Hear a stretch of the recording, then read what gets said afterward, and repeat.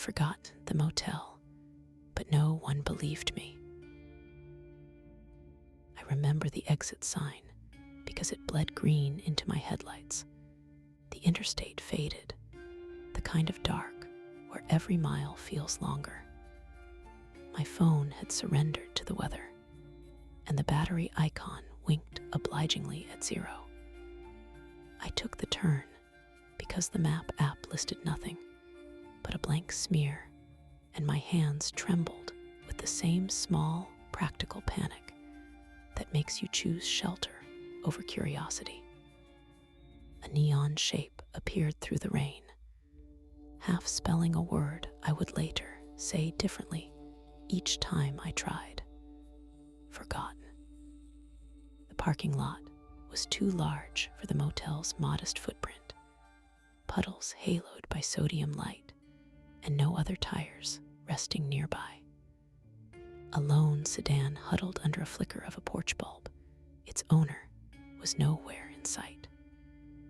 The clerk's window opened with a small chime that belonged to another era, and behind the counter, a man in a threadbare jacket smiled as if it were exactly the right hour for him. He took my wet coat like he'd been expecting the precise dampness of someone who'd almost been erased.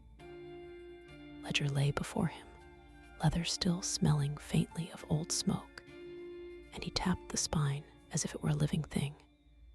"Name?" he asked. I gave it. He traced a finger down pages crowded with neat handwriting and stopped, a small frown forming that didn't reach his eyes. "We don't have a record of that," he said, voice neither rude nor worried. He slid a brass key across the counter, and the tag read 6. For a moment, the key felt like an accusation, tangible evidence I had been somewhere he denied. Room 6 smelled like detergent and wood polish, the kind of generic hospitality smell that hides edges. The mirror above the dresser was slightly warped and made the room feel as if it were breathing. I took my suitcase into a bedless corner and stared at the framed photo hanging opposite the bed, a group of people smiling at a camera that might have been made a long time ago. The flash of light through the muslin curtains didn't shift the photo. It felt like the photograph had been looking back at me for years. I slept the way you do when you don't trust yourself to dream, shallow and punctual, waking to the clock's tick as if each sound were being measured for a later ledger.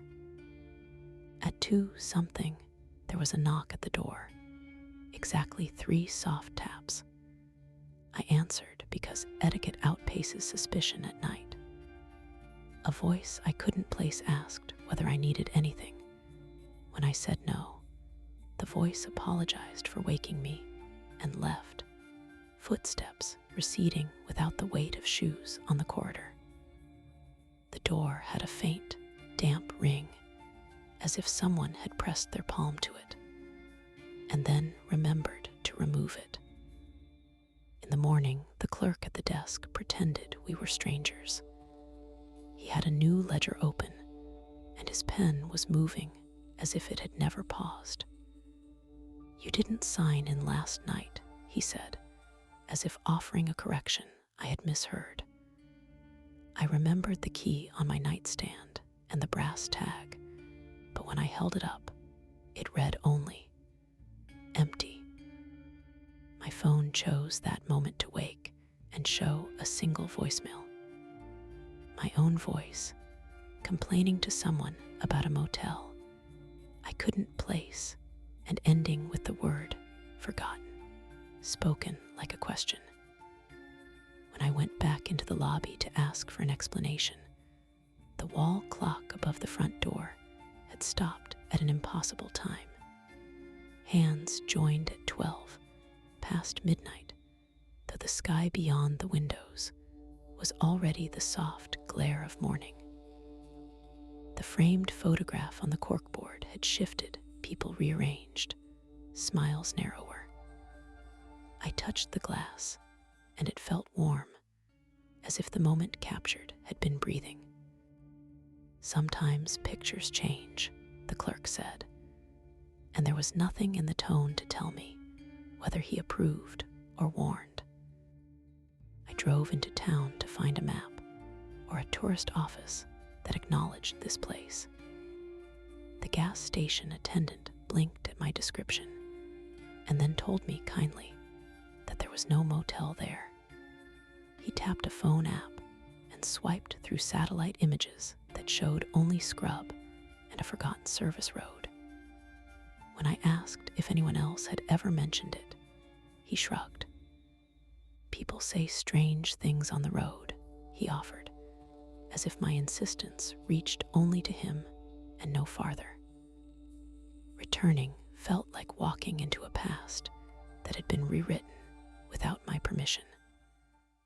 The neon sign glitched between letters. At times, it sang out "forgot," then bled into an illegible smear, then blinked whole again. The parking lot held more cars now, older models, polished and patient, but no people emerged. I walked to the lobby window and saw through glass that showed the scene behind me instead of the interior. My back, hunched and looking for answers, and the reflection of a man at the desk, whose face was turnable like a coin, flipped slowly in a dim light. I found the ledger again on a small side table by the vending machine, pages open to a line with my name in handwriting I did not recognize. Beside it, the photograph from the lobby had been placed on the counter. The faces were the same as before, but in a different order. And in the back row, someone who looked like me stood with his hand on another person's shoulder.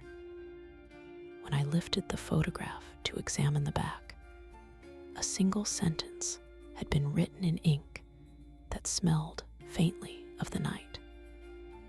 "We are very good at forgetting." I tried to leave proof. I recorded the clerk saying my name and the key tag number.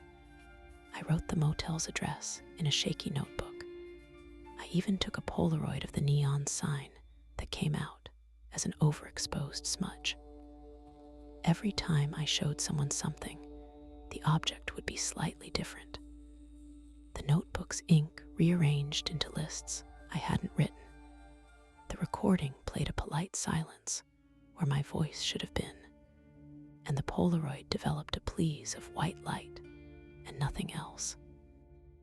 Evidence here was dishonest in ways that made my own memory less reliable. By the second night, the motel felt less like a place and more like a patient observer. Room numbers hummed in the pipes. The carpet carried a useless warmth. Once, in the corridor, a door opened with the intent to reveal, but offered only darkness, like a mouth asked not to be looked at. A guest I thought I saw on the stairs vanished into a shaft of light that hummed blue. When I confronted the clerk about whether anyone else had noticed, he made a small, automatic gesture, closing the ledger and pressing his thumb into its leather, and said, "Some memories are private here." I stopped thinking about leaving and began to test the motel instead. I left the key on the pillow and went for a walk to see if anyone would move it. When I returned, it hung on the peg by the door, shiny and new, the number scratched off. I tried staying awake to watch the clock hands travel. They jumped imperceptibly and then slid back, like a film being rethreaded. The room forgot me in small ways.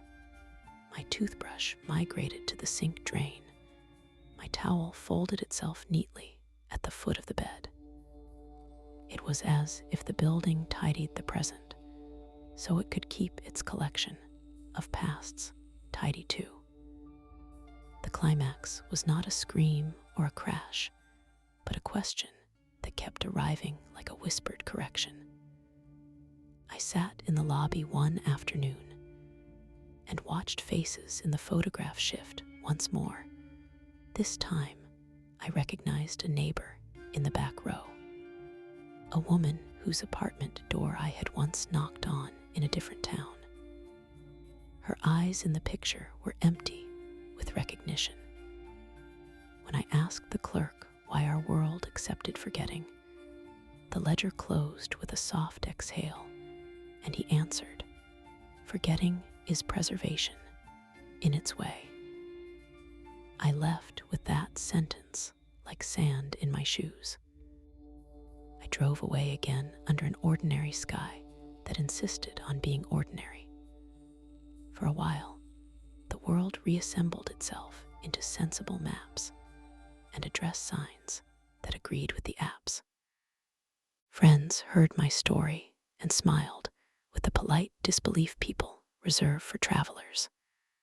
But sometimes, in a mirror while shaving, or in a phone photo taken without intention, I would spot the motel's smear of neon reflected in my pupils, or see the ledger's spine in the corner of a frame.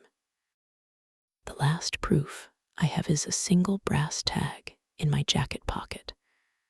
Whether its number is a label or a warning, I cannot say.